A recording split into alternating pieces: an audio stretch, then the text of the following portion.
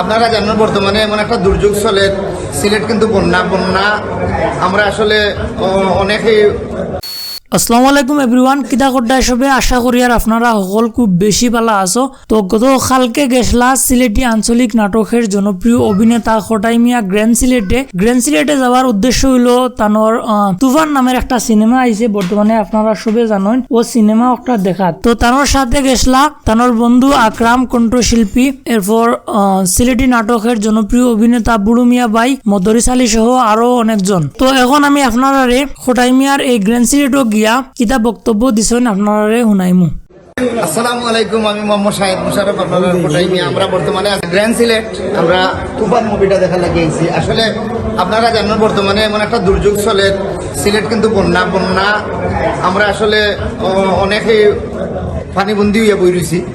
তারপরেও যে যেখানে থাকতাম আমরা একে অন্যের সাহায্য সহযোগিতা করতাম।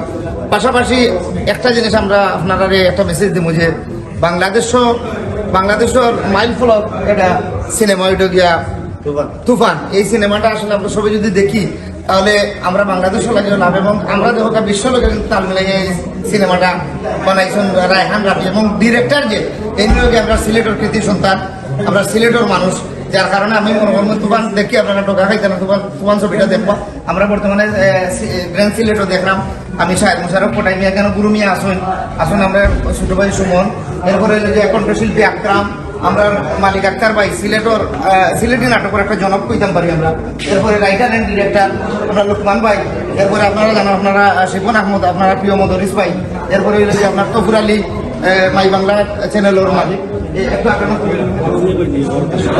তো গাইস ভিডিওটা যদি আপনারা ভালো লাগে তাহলে লাইক কমেন্ট করবা। আরো এরকম সিলেটি আঞ্চলিক নাটকের জনপ্রিয় অভিনেতা ও অভিনেত্রীদের লাইফস্টাইল নিউজ আপডেট পেতে আমাদের চ্যানেলটাকে সাবস্ক্রাইব করে রাখবা। ধন্যবাদ।